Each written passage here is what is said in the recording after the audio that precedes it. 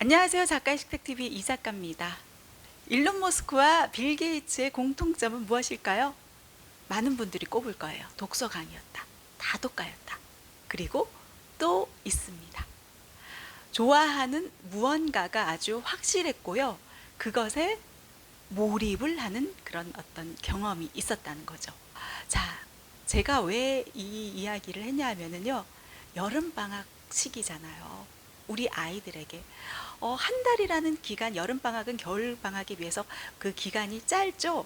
저는 그 기간 동안에 물론 우리 아이들이 부족한 부분들을 보충할 수도 있고 다음 학년, 다음 학기 선행을 달릴 수도 있지만 초등학생 친구들이라면은 좋아하는 무언가를 찾을 수 있도록 하고 무언가에 좀 몰입할 수 있는 그런 경험의 시간을 주는 건 어떨까 하는 그런 생각을 해봤습니다. 일론 머스크의 경우 아버지가 전기 기술자였다고 하죠. 아버지의 영향 때문인지는 모르겠지만 어떤 무언가를 만드는 것에 대해서 굉장히 어떤 열정을 갖고 흥미가 있었다고 합니다. 자연스럽게 아버지의 영향을 받고 전기 기술, 폭발물 제조 기술을 익히기도 했고요. 그 취미 활동이 무엇이었냐 하면은 로켓 만들기, 폭발물을 만드는 게 취미였다고 합니다. 그리고 12살이 되었을 때 스스로 만든 그 게임을 판매하기 시작했다고 합니다. 사업가의 기질이 이때부터 나타났다고 볼 수 있겠죠. 컴퓨터 프로그래밍에 굉장히 흥미를 느꼈다고 하고요.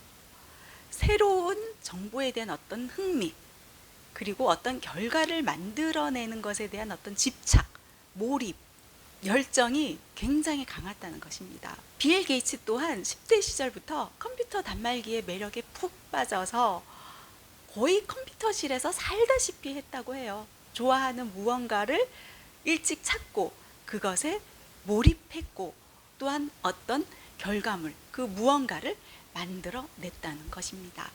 월트 디즈니의 이야기를 좀 해볼까요? 월트 디즈니는 어린 시절 굉장히 불우했다고 합니다. 그런데 그림 그리는 거를 굉장히 좋아했다고 해요. 미술 용품을 살 돈이 없다 보니까 땅바닥에 그림을 그리거나 어떤 나무 판자에 그림을 그리거나 그걸로 이제 만족을 했다고 합니다. 할 수 없다고 포기하는 게 아니라 자기가 할 수 있는 선에서 자기가 좋아하는 것에 푹 빠져 지내고 몰입했다는 거예요. 어린 시절 시골 다락방에서 잠을 자는데 들락날락하는 그 생쥐 있잖아요. 생쥐를 보고서 미키마우스라는 그 아이디어가 나타났고 미키마우스 캐릭터가 탄생을 했다는 거죠. 어린 시절의 경험이 결국 작품 세계에 굉장히 많은 영향을 끼치게 되었다는 이야기입니다. 자, 여름방학 어떤 계획 갖고 계신가요? 저는 이 여름방학 시기야말로 아이들에게 정말 많은 경험을 해 나갈 수 있도록 도와줄 수 있는 그런 시기라고 생각하거든요. 보통 친구들이 이렇게 여름방학 이용해가지고 부모님들 휴가 시즌 이용해가지고 같이 여행 계획을 세우기도 하고요. 어떤 친구는 한 달살이 계획을 많이 세우더라고요. 우리 제주도로 와서 한 달살이 체험 활동을 해 가는 친구들도 있고, 혹은 우리 제주 친구들은 해외에 한 달살이 하는 친구들도 있고, 여러 경험의 시간을 갖는데 역시 많은 부모님들이 투자를 아끼지 않더라는 것입니다. 보통 우리 학교에서 현장 학습 체험 많이 하잖아요. 학교의 현장 체험 학습의 취지가 살아있는 그 정보를 눈으로 익히기 위해서입니다. 우리 학습을 현장 안에서 해 나가는 데 있는데, 보통의 우리 아이들은 이 현장 학습에 있어서는 친구들과 같이 야외로 나가는 날, 같이 어울리는 날, 그렇게 좀 받아들이는 경우가 있어요. 학교에서 가는 현장 학습은 학교에서 가는 대로의 그 의미가 있고요. 집에서 가는 현장 학습의 경우는 또 나름대로 어떤 의미가 있지 않나. 우리가 1차적으로 어떤 책에서 본 것들, 우리가 지식으로 습득한 것을 한번 우리 산 안에서 눈으로 보고 확인하고 아하 하고 감탄사가 나오도록 그런 어떤 경험의 시기 또한 중요하지 않나 하는 그런 생각을 해봤습니다. 저도 이제 친구들이랑 여러 이야기를 해요. 예전 시대의 이야기도 하고 댕기머리 같은 걸 이야기하면 사극에서 봤었지 하면 사극이 뭔지 잘 모르는 친구들, 확실히 경험을 많이 했던 친구들은 이해가 쏙쏙쏙 빠르더라고요. 어떤 박물관에서 보고 왔던 친구들, 뭐 사극을 통해서 보고 왔던 친구들, 곳곳 어떤 현장 체험에서 눈여겨봤던 그 정자의 모습을 보고서 아, 예전에 정자 봤었어요 하고서 확실히 이해도가 다르다는 것입니다. 그래서 단순히 그냥 책만 읽는 거, 그냥 학습해 나가는 것만이 중요한 게 아니라 눈으로 익히고 보여주는 것 또한 중요하다. 제가 글쓰기를 비유할 때 운전에다가 비유했었잖아요. 우리가 설명을 듣고 책으로 보고 공부하는 것보다 확실히 어땠을 때 더 우리가 익혀 나갈 수 있다, 더 적용해 나갈 수 있다.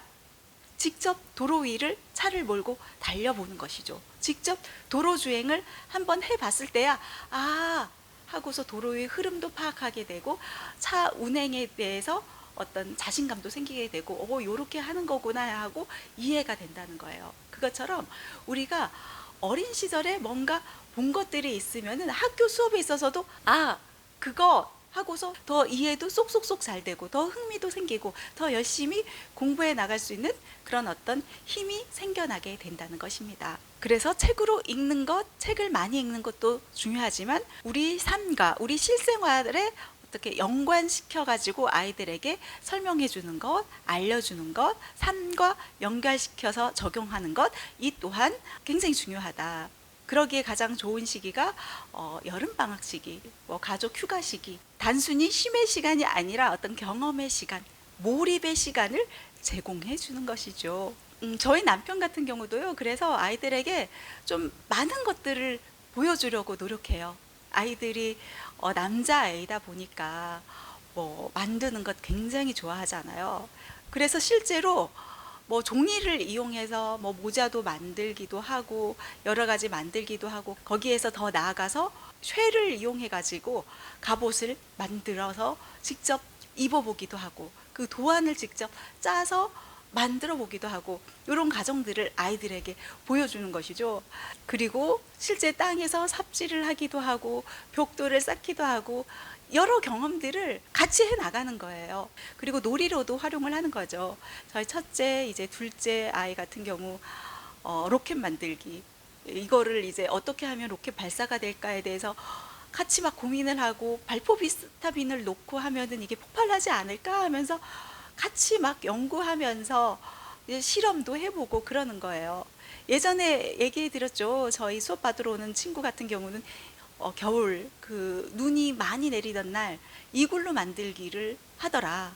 어떻게 해서 이글루 만들기를 생각해냈어? 하니까 유튜브를 통해서 봤다는 거예요. 그래서 그 쌓인 눈들을 사각 김치통 있잖아요. 사각 김치통을 준비해 가지고 와가지고 거기다가 담는 거예요. 담아가지고 이제 네모난 사각형의 그 벽돌을 만드는 거죠. 얼음 벽돌을요. 그래서 얼음 벽돌을 하나씩 하나씩 만들어서 그걸로 이제 그 형체를 만드는 거예요. 이글루의 형체.